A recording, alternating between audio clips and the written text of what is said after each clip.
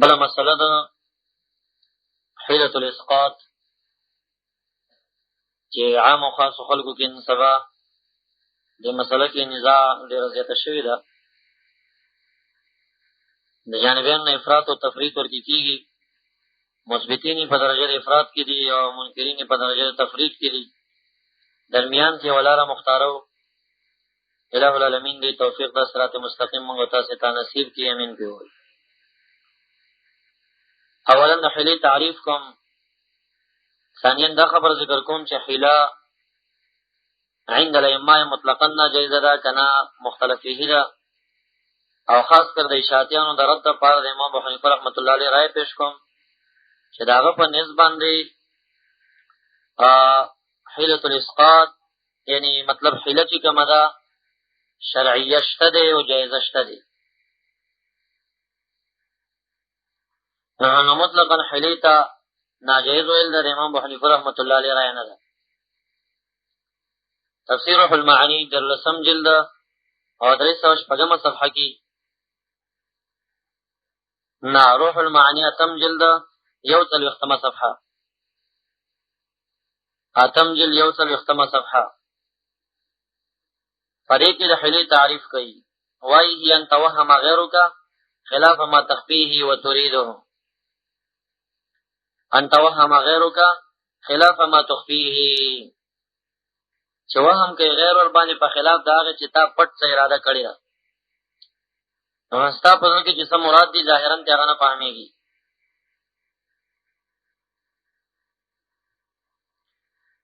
فیض الباری کی شاه نورشاه کشمیر رحمه الله څلورم جلد 409 صفحه کې د امام بخاری کوم باب کتاب الحیل چې لګولی دی،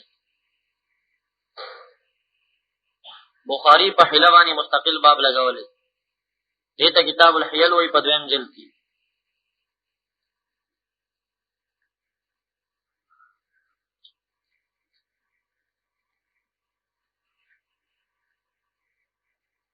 پدې کې شاه نورشاه کشمیری رحمه الله په 403 صفحه کې وایي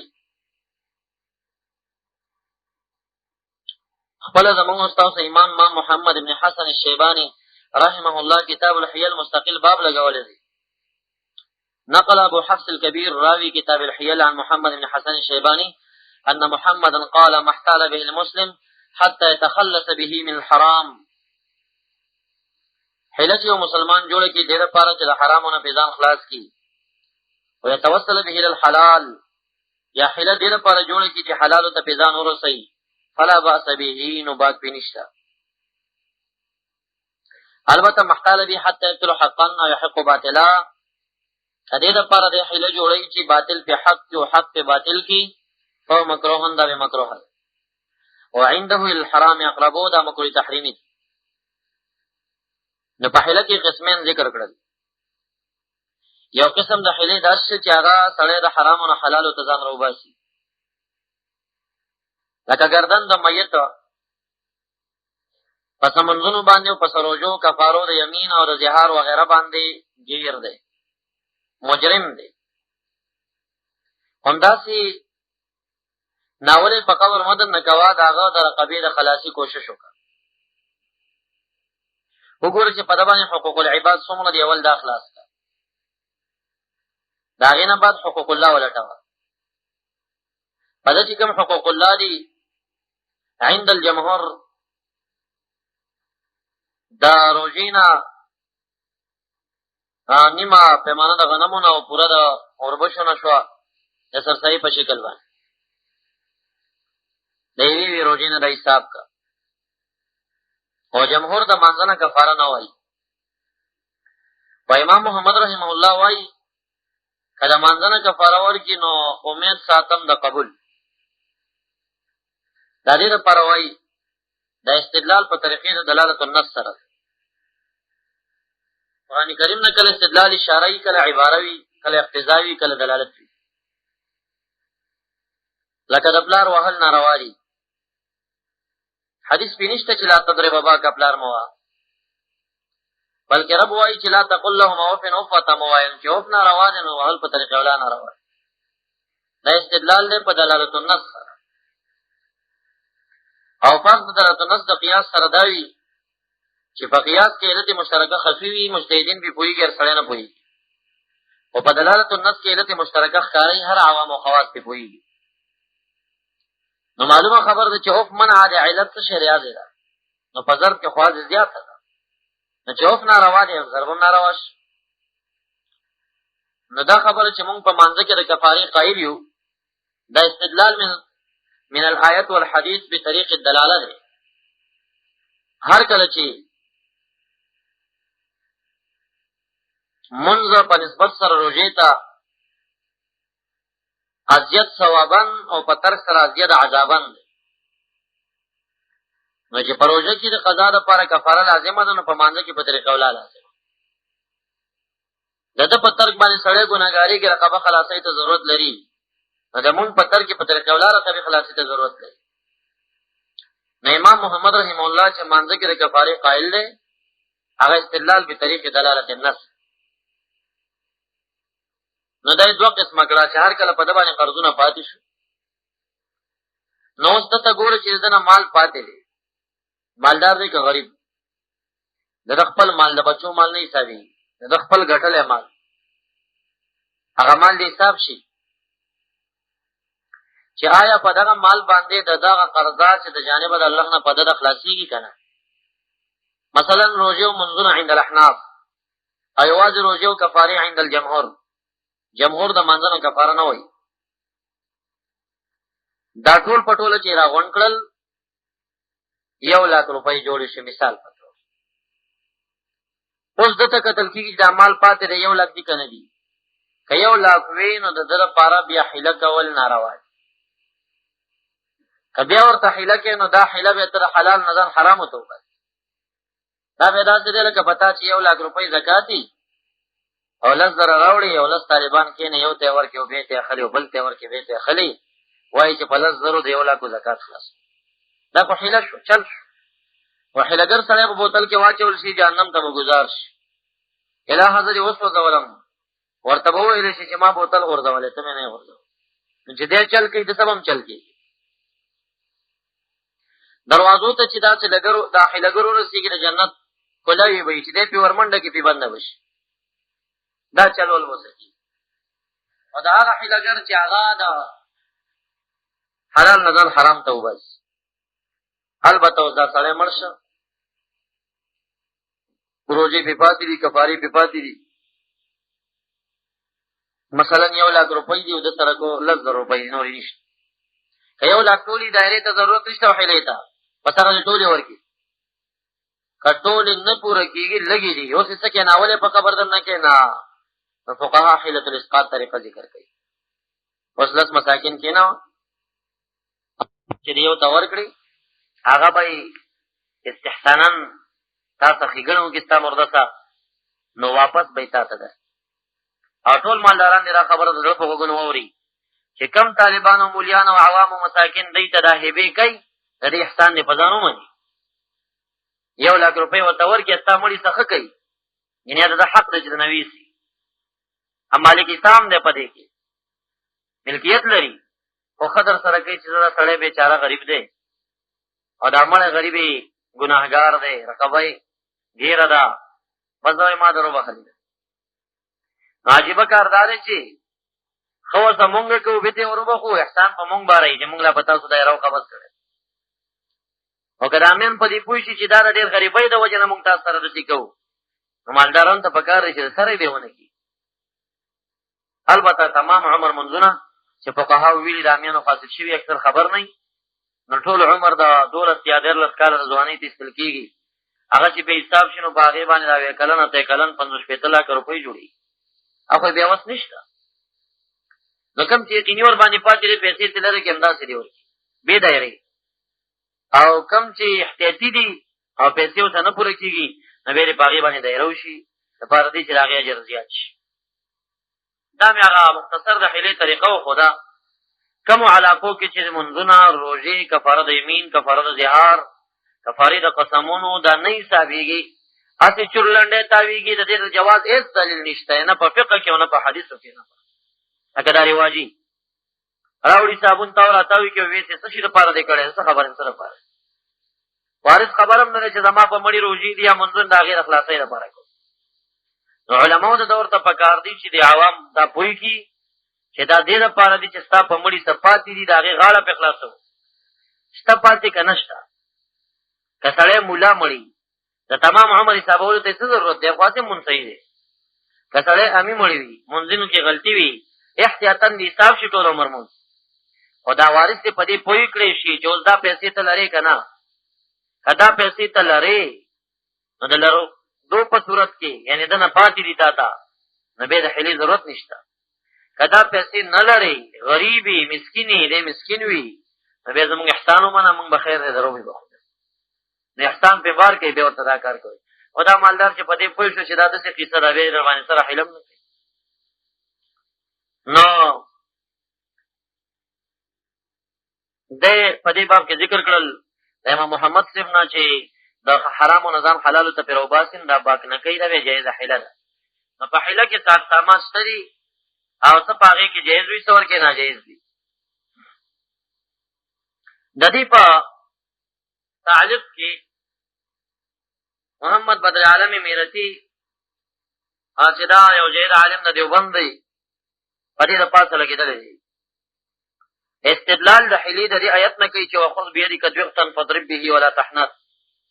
لاس کې جارو کې واخله ووهه په دې باندې بیبي دي او حانث کوه مه ځان خپل.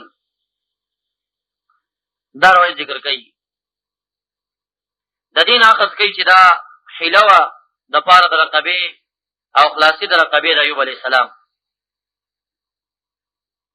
نو وایي چې ضابطه په حیله کې دا ده ان كانت للفرار من الحرام والتباعد من الاسم فحسنا. که مقصود دا و چې د حرامو نه تښتېدې حلالو ته چې غاړه دې خلاصوله والتباعد من الاسم د ګناه نه لرې کېدلو فحسن ښه کار دی. او که دا د ابطال د حق د مسلم دپاره و فلا بیا ښه کار نه دی بل هي اسم و عدوان بې ظلم دی تېری ګناه. او بیا وایي چې وان من الحیل ما هي واجبه و مستحبه. داسې حیلې هم شته چې واجبې دي او داسې حیلې شته چې مستحبې دي. وانها لیست مکروهه الاطلاق بالاطلاق دا مکروه نه ده. دا د دیوبند کتاب نه ده فیض الباري نه ځکه حوالې ورکوم چې ډېر شاعتیان وایي چې موږ دیوبندیان یو اهل حدیث او وایي چې دیوبند کې تصویر پنجپیر نو دیوبند کافر حیلو ته مطلقا ناروا نه وایي. دې تحقیق وکړه ځان پې پوه کړه او که مطلق حیله چل شي او ناروا شي نو امام محمد رحمت الله علیه شاعتیان خو فقه مني اخو نه بدعتي و نه څه حیلو ته مستحب ولې وایي. دا اقسام د حیلو مې ذکر کول چې حیلو کې قسمونه دي. که د حرامو نه د حلالو ته ځان پرې رایسته جایز ده او که ځان د حرامو ته پیسته نو ناجایز ده. موږ چې دغلته وکتل که دا مایت چېرته مالدارو دنه پسمانده پیسې دومره وي چې غاړه پرې خلاصېده بیا یې حیله کوله نه دا چل ول دی دا حرامو ته تلل دي بیا ناروا ده. او که چېرته غریب وخته رقبه یې بنده ده د خلاصي د رقبې لپاره نو بیا دا حیله چې کوم دی دی موږ د حرامو نه حلالو ته وسره وباسو دی موږ د ګناه نه لرې کوو غاړه یې پرې خلاصوو نو دا بیا جایزه ده حسنه ده مستحبه. دلیل په دې خبره باندې چې حیل مطلقا روا دي. خاص کر د رقبې د خلاصي دپاره حیله کول دا مامور به دي شرعا. سورت سواد 30 نمبر آیت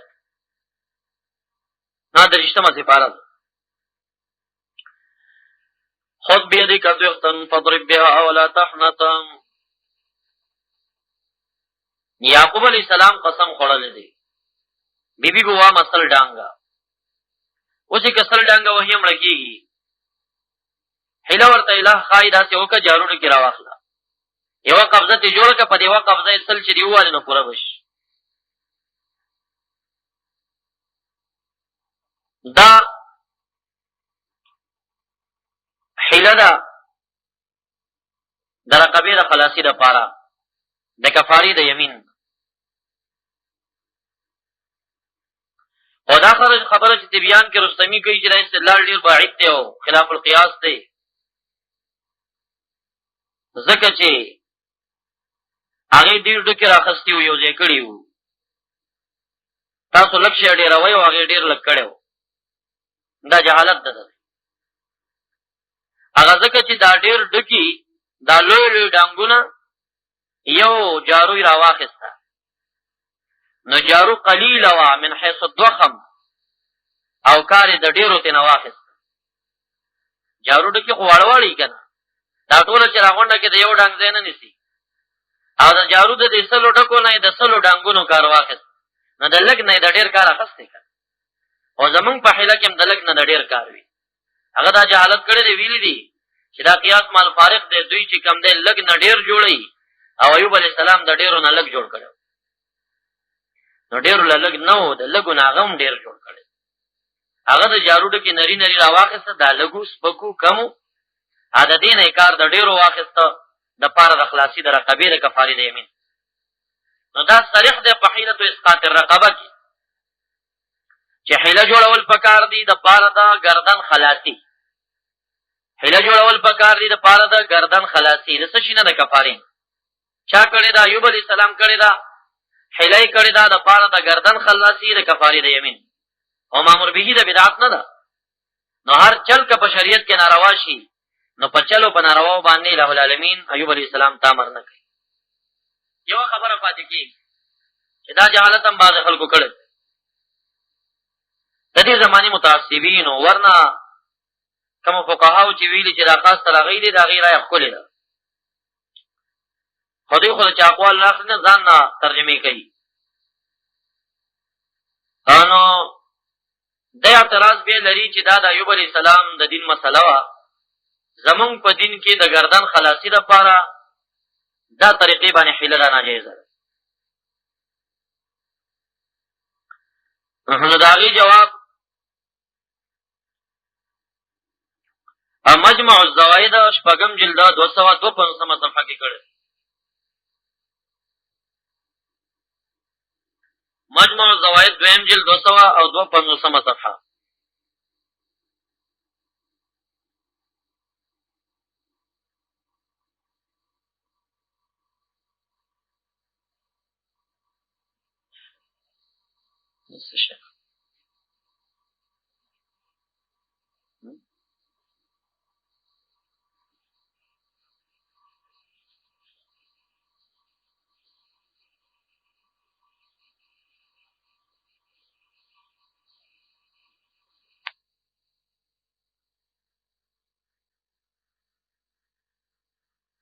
حد چې په ضعیف باندې واجب شي، داسې کمزورې وي چې اوس یې سل دورې وهي مړ کېږي، نو څه چل به کوې؟ په دې کې وایي چې روایت ذکر کوي ابي امامه رضی الله تعالی عنه راوي دی، اتى النبي صلی الله علیه وسلم برجل قد زنا، نبی علیہ السلام ته یو شخص راغی زنا یې کړې وه، فسأله سوال یې وکړه، فاعترف اقرار یې وکړه، فامر به امر به وشو، امر یې وکړه، فجرد مجرد کړی شه، قمیص دې وایستلی شه، فاذا هو حمش الخلق، چې ورته وایي کتل نو دا پیدایش و د وجود یې داسې و چې بس زوړ ختم و، ناستو. فقال ما يبقي الضرب من هذا شيئا، د نه وال خو څه پاتې نه دي، که دې ووهلو یو ګزار باندې مري. فدعا باسکول فيه 100 شمراخ، نو بیا یو شاخ راوړه چې هغې کې 100 ډکي وو، فضرب به ضربة واحده، یو ګزار یې پې ووهلو، بس حد ختم شو. نو دا د رقبه د ده بنده وه، او دې رقبې د خلاصي دپاره نبي علیه السلام حیله وکړه، او د 100 درو په ځای باندې یو جارو را واخېسته او پای کې 100 ډکي کېښوده، دی پې ووهل. دی وایي چې رواه طبراني فی الاوسط ورجاله ثقات، طبراني راخستی رجال ثقات. باب الحد یجب الضعیف، دا ټول محدثین باب لګوي، د دې نه پته لګي چې زمونږ امت ته هم دغه حیله روا ده. دا 100 درو په ځای باندې د جارو ډکې راخستي او هغه یې پې باندې والې او رقبه د هغې خلاصه کړې. دا مصنف عبدالرزاق دی. دې کې عبدالرحمن وین رجل صاب فاحشة عند رسول الله وهو مريض على سفر موتنا، چا نبی علیہ السلام ته وویل چې دا خو ډېر کمزوری دی، امر وکړه نبي علیہ السلام بقرن فيه 100 شمراخ فضرب به ضربة واحده، یو ګزار یې پې ووهلو او دا څه ډکې راغونډ کړه، 100 کاوده یې جوړه کړه او ګزار یې ورکړه. مصنف عبدالرزاق تمجل 500 صفحه. زه متعدد حوالې د دې حدیث در کوم چې په دغه آیت باندې چې خذ بیدک یحسن فاضرب به ولا تحنث، تفسیر قرطبي په مطالعه کوي 15 جلد 119 صفحه. 15 جلد 119 صفحه.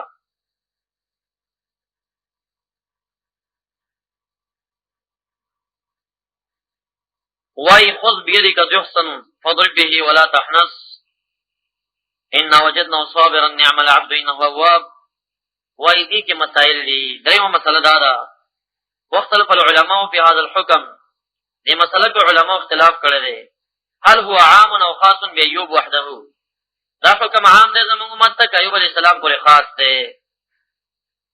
روایت شوی د مجاهد صاحب نه چې انه عام للناس، دا ټولو خلکو ته عام، او د علامه قشیري رایه داره چې ان ذلک خاص بأيوب. دې کې خپل مذهب ولټوئ چې زموږ رایه په دې کې څه ده.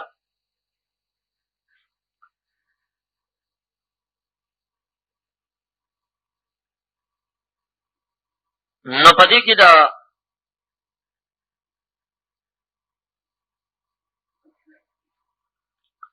روایت ذکر کوي چې اخبر ابو امامه ابن سهل بن حنيف انه اخبروا بعض اصحاب النبي من الانصار انه اشتكى رجل منهم حتى عدنا فعاد جلدة العزم. ډېر ضعیف شو تر دې چې پوټه کې د اړو کې سون خطا یو کار ته نه وشو نو چې استفتاء د نبی رسول الله نه وکړه وی دا وایي وی دا خو ما هو الا جلد العظم، دا خو پوټه کې پاډو کې پروت دی کړي ول عمري امر رسول الله ياخذ 100 شمراخ فيضرب بها ضربه واحده. ویسل کې راوخله یو ځکه یو گزاري وایي. نو دې کې وایي چې فهو بار عند الشافعي وابي السور واصحاب الرايه. اصحاب الرايه چې کوم دی دا مفسرین او محدثین امام سبتو امام ابو حنیفه رحمت الله علیه او امام شافعی سے امام ابو سور دوی په نسبت دی دغه قسم کې دی پاکیږي او د زموږ امت کې دا حکم عام دی.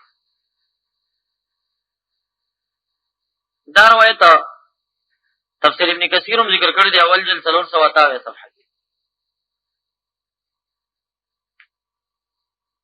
او دارنګي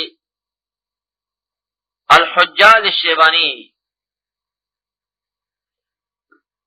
اول جلد 399 صفحه د امام محمد صاحب تصنیف اول جلد 399 صفحه سلور جلدو کې دی. دې کې د امام صاحب قول هم ذکر کړی د فدی مطالعه. جساس حنفی دی ذکر کړی 5 جلد 209 صفحه کې.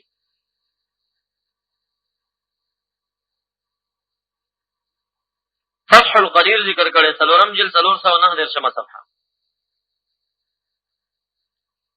کشف القنا ذکر کړی شپږم جلد 2 صفحه. مغنی ابن قدامه ذکر کړی نهم جلد 3 صفحه.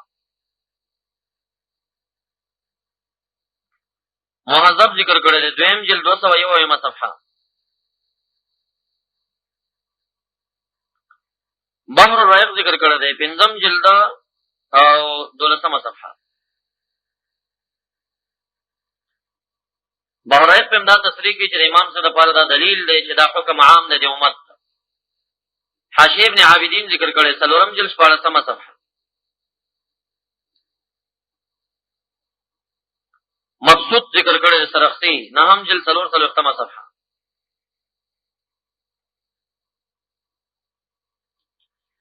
فتح الباری ذکر کړی شپږم جلد 321 صفحه.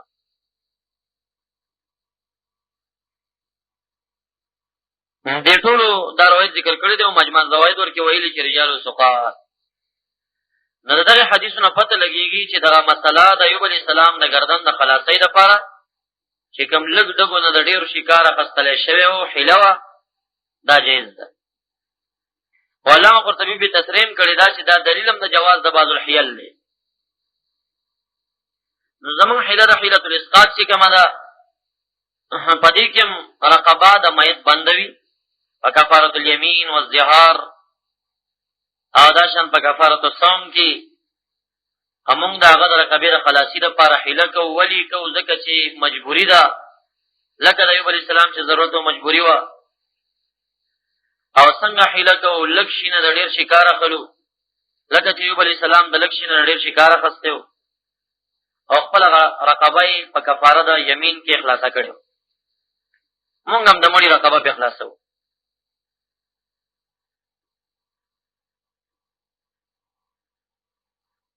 دا شان هره حیله ناروا نه ده. سورت یوسف 13 سپاره وکذلک کدنا لیوسف. دارنګې مونږ یوسف علیه السلام ته چلو خوده، مونږ یوسف علیه السلام ته چلو خوده.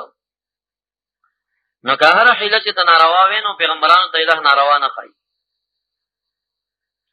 اعتراض رستمي په طبیان کې کړی دی چې لیوسف کې دا لام دا لتخصیص دی. کذالک کدنا خاصتا لیوسف، دا مونږ خاص یوسف علیه السلام ته ښودلی و دا چل، بل چا ته چل ناروا دی، مطلقا حیله ناروا ده. نو جواب به دی چې تفسیر روح المعانی 8 جلد 1 صفحه کې دا ذکر کوي چې ان اللام فی لیوسف للنفع، لام په کذالک کدنا لیوسف کې د نفع دپاره دی. 8 جلد 1 صفحه لام د نفع دپاره دی. کذالک کدنا لنفع یوسف، لکه خلق لکم ما فی الارض جمیعا، خلق لکم مانا سره خلق لنفعکم. یو اعتراض به پاتې شي هغه دا چې لام للنفع دا د لام په معنیو کې ذکر نه ده. نو خیر دی تاسو شرم تعمیل مطالعه کوي. شرم تعمیل په متن کې 4 معنی ذکر کوي. په حاشیه باندې وایي چې معناګانې د لام 13 دي. هغه 13 معنی به چیړي نو وایي چې یوه معنی نفع ده، لکه خلق لکم ما فی الارض جمیعا ای لنفعکم. د لام یوه معنی تخصیص دی، بله معنی د نفع ده. او مفسرین لکه محمود د علوسی په المانی کې وایي چې دا لام په یوسفه کې للنفع دی، تخصیص ته نه دی.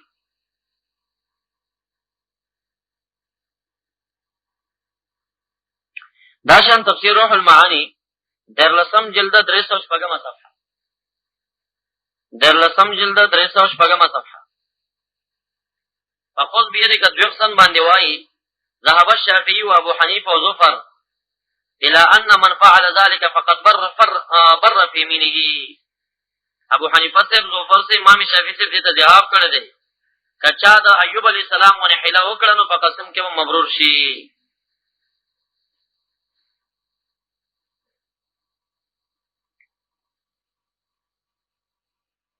اور داشان قرطبی 9 جلد 1 صفحه 9 جلد 1 صفحه سورة یوسف د وکذالک کدنا لیوسف باندې شرح کوي وایي وفيه جواز التوسل الاغراض بالحيل اذا لم تخالف الشريعه. په دې کلمه کې دلیل د خبره دی چې ځان رسول غرضونو ته په چل باندې روا دي کله چې شریعت خلاف نه وي. نو حیله مطلقا او خاصتا د رقبې د خلاصي دپاره، اخص الخصوص د کفارې دپاره دا ایوب علیه السلام کړې ده او دا هغه ته خاص زموږ امت ته عامه وه. نو زموږ حیله هم په دغه طریقه باندې د رقبې د خلاصي دپاره د کفارو د روژو د قسمونو د نذورو نه وي او د زهار نه وي او د وخت د ضرورت په ټیم کې چې کوم دی دا کفاره مونږ دی د حرامو نه وباسو حلالو ته غاړه خلاصو، په هغه دلیل باندې دا جایز کېږي.